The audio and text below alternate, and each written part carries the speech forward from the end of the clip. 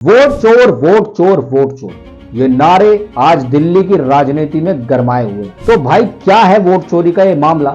इसमें राहुल गांधी कोई सबूत तो दे नहीं पाए, मगर तुम्हारा भाई एक ऐसा केस लेकर आया जिसके साथ में आपको सबूत भी दूंगा और सारे स्क्रीनशॉट भी दूंगा, बुक का रेफरेंस भी दूंगा कि मैंने कहां से पढ़ा, कौन से आर्टिकल से क्या पढ़ा।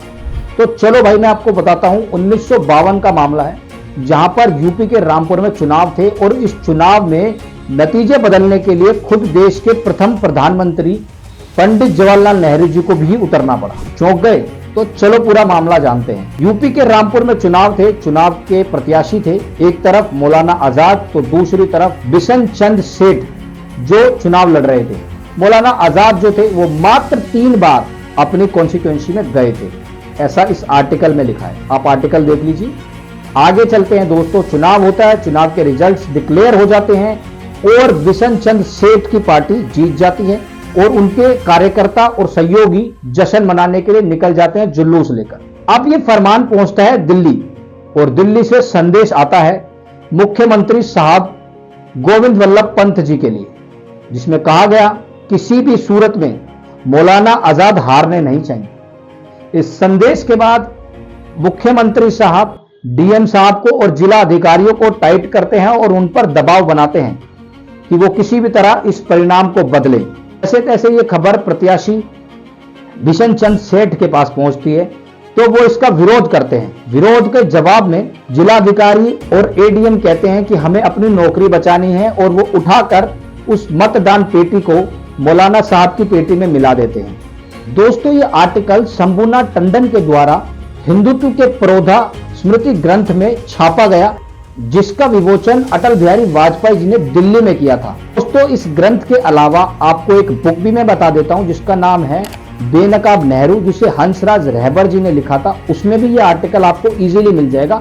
बुक का फ्रंट पेज भी मैंने आपको दिखा दिया है, इसका स्क्रीनशॉट भी मैंने आपको दिखा दिया है, ये आपको यहां से मिल जाएगा।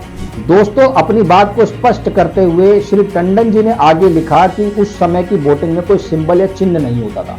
वोटिंग की पर्चियां डलती थी और एक पेटी में डाल दी जाती थी। इस वोट की हेरा फेरी या चोरी के बाद दोस्तों गणना होती है और गणना में सीधी सी बात है मौलाना आजाद जीत जाते हैं और उनको भारत का पहला एजुकेशन मिनिस्टर बना दिया जाता है। दोस्तों आपको याद होगा 1946 में भी कुछ इसी तरीके का काम हुआ था, जब गांधी जी के रहमो करम से नेहरू जी देश के पहले प्रधानमंत्री बने थे। वोट के आधार पर अगर चुनाव होता तो सरदार वल्लभ भाई पटेल देश के पहले प्रधानमंत्री होते, मगर वोटों की चोरी आजादी से पहले भी थी, आजादी के बाद भी उसी कल्चर को नेहरू जी ने फॉलो किया।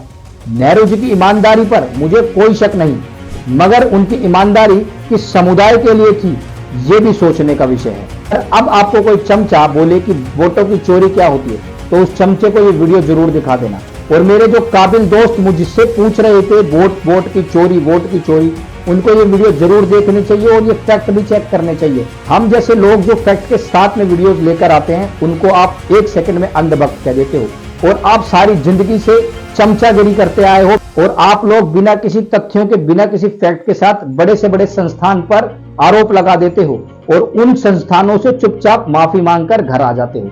आपके गुरुजी भी आपको यही सिखा रहे हैं और आप भी उसी नक्शे कदम पर चल रहे हो। आंखें खोलो, बुक उठाओ और इतिहास को जानो और जानो वर्तमान में क्या चल रहा है और इसके क्या परिणाम होंगे। जय हिंद, जय श्री राम।